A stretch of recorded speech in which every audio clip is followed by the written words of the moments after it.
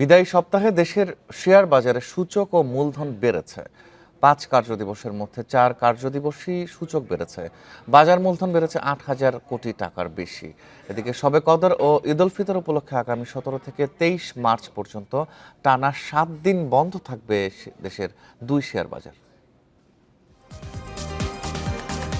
বিদায় সপ্তাহে শেয়ার বাজারে মোট ৫ কার্যদিবস লেনদেন হয়েছে। ৫ দিনের মধ্যে ৪ দিনই সূচক বেড়েছে ঢাকার শেয়ার বাজারে। বিকাশ পেমেন্টে ১০,০০০ টাকার বেশি অফার। শপিং চলছে তো। এতে পুরো সপ্তাহ জুড়েই ইতিবাচক ছিল বাজার।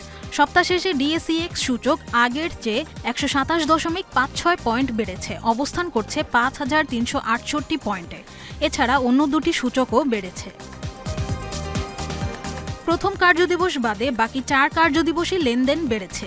বিদায় সপ্তাহে ডিএসইতে লেনদেন হয় ২,৬৫৬ কোটি টাকা, যা এর আগের সপ্তাহে ছিল ৩,৪৮২ কোটি টাকা, অর্থাৎ কমেছে ৮২৫ কোটি টাকা। প্রতি কার্যদিবসে গড় লেনদেন হয়েছে ১৩ কোটি টাকা। বেড়েছে বাজার মূলধন।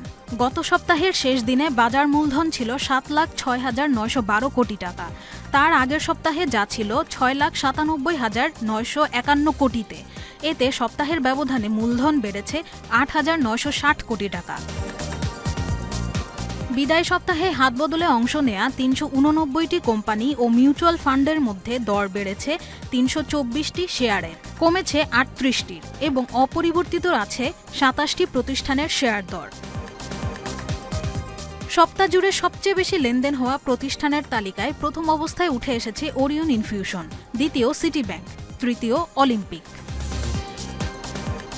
শতাংশের দিক থেকে দর বৃদ্ধির তালিকার শীর্ষে ইন্টারন্যাশনাল লিজিং, শেয়ার দর বেড়েছে ৫০%, দ্বিতীয় পিপলস লিজিং এবং তৃতীয় অবস্থানে আছে এফএএস ফাইন্যান্স। অন্যদিকে বিদায় সপ্তাহে চট্টগ্রাম স্টক এক্সচেঞ্জের সার্বিক সূচক ১৫৪ পয়েন্ট বেড়ে অবস্থান করছে ১৪,৯৮০ পয়েন্টে। সপ্তাহ জুড়ে মোট লেনদেন ১৬৬,৫২ লাখ টাকা। আদ্রিতা রাইন, ইন্ডিপেন্ডেন্ট নিউজ।